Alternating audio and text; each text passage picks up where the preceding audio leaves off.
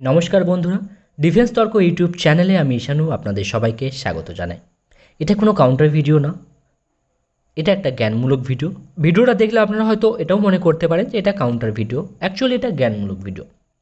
আমার ভিউয়ার্সদের তরফ থেকে বলা হয়েছিল তুর্কির যে বাইরাক্তার টিবি2 ড্রোন আছে সেটা নিয়ে একটি পুঙ্খানুপুঙ্খ আলোচনা করুন। আমি আগেই ডিসক্লেমার দিয়ে দিচ্ছি, অযথা কেউ মূর্খামির পরিচয় দিতে আসবেন না। যদি আমি ভুল বলে থাকি তাহলে কমেন্ট বক্সে কমেন্ট করে জানাবেন যে এই জায়গায় আমি ভুল বলেছি, এই ইনফরমেশনটা আমি ভুল দিয়েছি। অযথা কেউ ভুলভাল কমেন্ট করবেন না। কীভাবে আপনারা কমেন্ট করেন? আপনি ভুয়া নিউজ দিচ্ছেন। আরে ভাই, কোনটা ভুয়া নিউজ দিচ্ছি সেটা কমেন্ট করে বলতে পারেন না? সেটা বলুন, তাহলে তো আমি বুঝতে পারবো যে আমি ভুল নিউজ দিচ্ছি।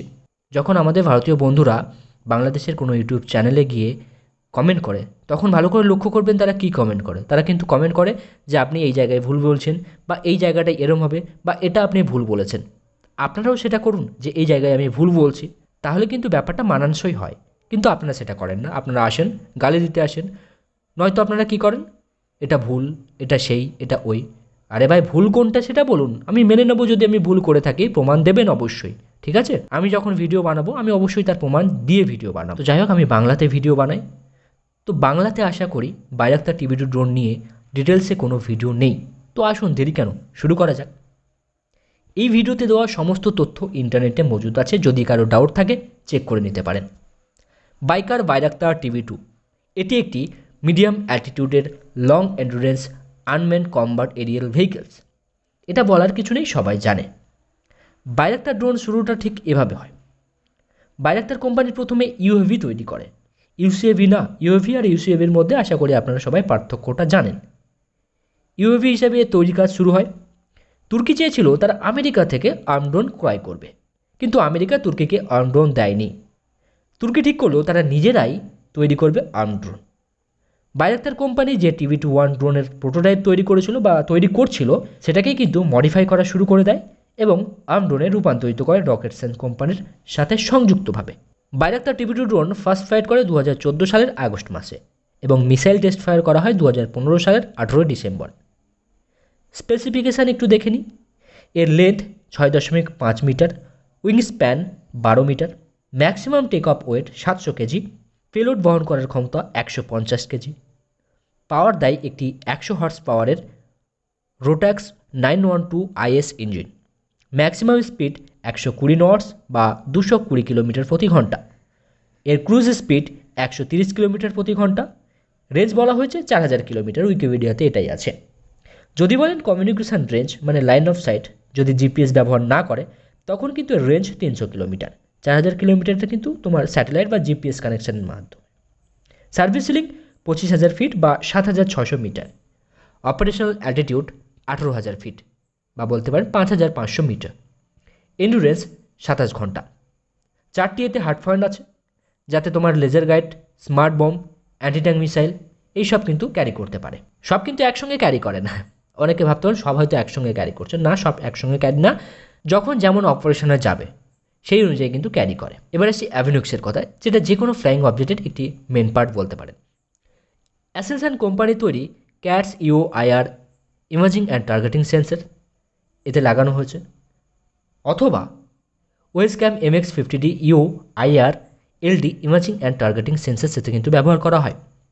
এছাড়াও Garmin GNC255A navigation and communication transceiver যেটা এই ড্রোনে কিন্তু আছে। এসব কিছু আপনারা উইকিপিডিয়াতে এমনি পেয়ে যাবেন, কিন্তু অনেকে আবার পড়তে তো পছন্দ করে না, তাই বলে দিলাম। এবারে প্রশ্ন, তুর্কির এই ড্রোন কতটা তুর্কির তৈরি?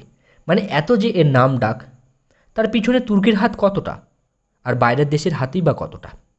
অনেক শিক্ষিত মানুষ আছে যারা বলে ভারতের তেজস, ভারতের না। তাহলে সেই সব শিক্ষিত মানুষ কি করে বাইরাক্তার টিবি2 ড্রোনকে তুর্কির বলে? প্রশ্ন কিন্তু থাকবেই। যখন আমি প্রমাণগুলো আপনাদের সামনে প্রস্তুত করব তখন আপনারা আশা করি তার উত্তর পেয়ে যাবেন। তুর্কির এই বাইরাক্তার টিবি2 ড্রোনটির যে ডিজাইন সেটা কিন্তু তুর্কি কোনো দেশের সাহায্যে বানিয়েছে এমন কোনো রিপোর্ট বা কোনো তথ্য আমি কিন্তু পাইনি। তাই আমি কখনো বলবো না, বা প্রমাণ দিতে তো পারবো না, সেই জন্য আমি বানিয়েও বলবো না যে এটা এই দেশের সাহায্যে বানিয়েছে। না, সেরকম কোনো রিপোর্ট আমি পাইনি, তাই আমি বলবো না। তো অনেকে আছে না আন্দাজে ঢিল মেরে দেয়, ঢিল মারে না, আন্দাজে বলে, তারা জানে তারা মিথ্যে বলছে তবু তারা বলে দেয়, কারণ ভারতকে ছোটো দেখাতে হবে। তো আমি কিন্তু সেটা বলছি না যে তুর্কি এই দেশের সাহায্যে ড্রোন বানিয়েছে, মানে ডিজাইনটা করেছে, অ্যাকচুয়ালি না, এরকম কোনো তথ্য আমি পাইনি, তাই আমি বলবো না। তো আমরা এটা মেনে নিচ্ছি যে তুর্কির এই ড্রোন তুর্কি নিজে ডিজাইন করেছে। একটি ড্রোনকে উড্ডয়ন করার জন্য মেন জিনিস তার ইঞ্জিন, সেটা তুর্কি অস্ট্রিয়ার রোটাক্স এয়ারক্রাফট ইঞ্জিন কোম্পানির থেকে ইম্পোর্ট করে। তুর্কি এখনও নিজেদের তৈরি ইঞ্জিন ডেভেলপ করতে পারেনি যা ড্রোনে ব্যবহার করা যাবে। একটি ড্রোনের চোখ, নাক, কান, তার অ্যাভিনিক্স বা সেন্সাসকে ধরা হয়। অ্যাসেলসান বাইরাক্তার টিভি2 ড্রোনের জন্য অ্যাভিনিক্স কিন্তু তৈরি করে নিয়েছে, কিন্তু বেশিরভাগ দেশ অ্যাসেলসান কোম্পানির তৈরির এই যে CATS U I R LD imaging and targeting system কিন্তু ইনস্টল করতে চায় না। এর কারণ হচ্ছে অ্যাসেলসান কোম্পানির এই সিস্টেমের ওজন বেশি।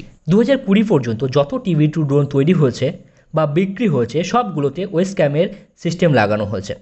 আজারবাইজানকে যত টিভি2 ড্রোন দেওয়া হয়েছে বা তুর্কির তরফ থেকে বিক্রি করা হয়েছে সবগুলোতেই কিন্তু এই কানাডিয়ান কোম্পানির ওয়েস ক্যামের সিস্টেম লাগানো হয়েছে। স্ক্রিনে আপনারা তার প্রমাণ দেখতে পাচ্ছেন।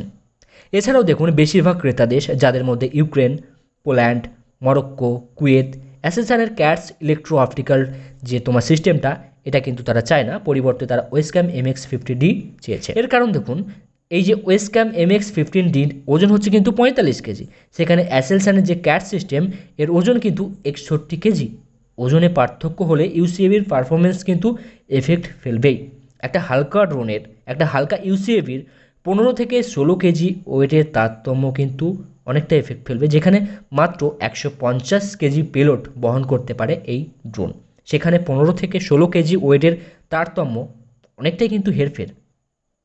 সেই জন্য এই সকল দেশ অ্যাসেলসান কোম্পানির ক্যাট সিস্টেম ড্রোনে ইনস্টল করতে চাইছে। আশা করা যায় পাকিস্তান নিশ্চয়ই তোমার তুর্কির তৈরির ওই ক্যাট সিস্টেম দিয়েই ড্রোনটা কিনবে বা কিনেছে বা অপারেট করছে হবে হয়তো, বাট বেশিরভাগ যত ড্রোন এখনও পর্যন্ত তৈরি হয়েছে তার বেশিরভাগটাই কিন্তু এই কানাডিয়ান কোম্পানি ওয়েস ক্যামের সিস্টেমে কিন্তু লাগানো আছে। তাছাড়াও এতদিন টিভি2 ড্রোনের যা পারফরমেন্স আপনারা দেখে এসেছেন তাই কানাডিয়ান কোম্পানির ওয়েস ক্যাম MX50D এর জন্যই। এবারে আসি বাইরাক্তার কোম্পানির মালিক কতটা মিথ্যা কথা বলে সেই দিকে।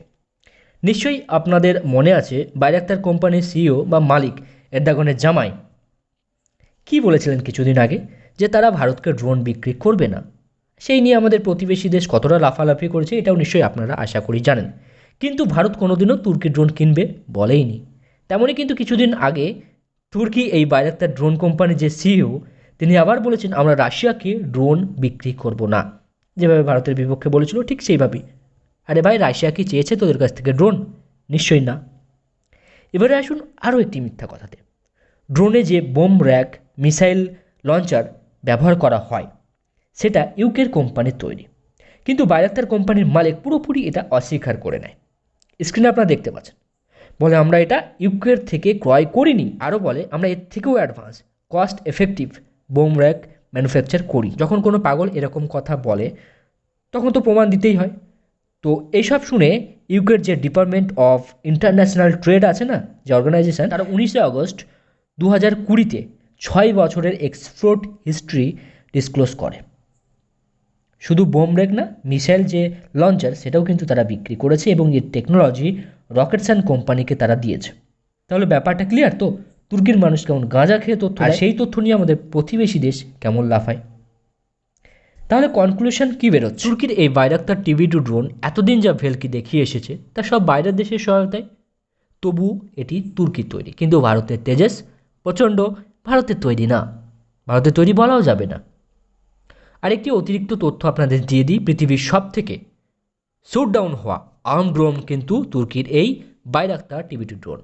তো এই ছিল আজকের ভিডিওটি যদি ভালো লেগে থাকে অবশ্যই লাইক করবেন, চ্যানেলে যদি নতুন হয়ে থাকেন অবশ্যই চ্যানেলকে সাবস্ক্রাইব করবেন। দেখা হবে নতুন একটি ভিডিওতে অন্য কোনো টপিক নিয়ে। ততক্ষণ সবাই ভালো থাকবেন, সবাইকে ভালো রাখবেন। ধন্যবাদ। জয় হিন্দ, বন্দে মাতরম।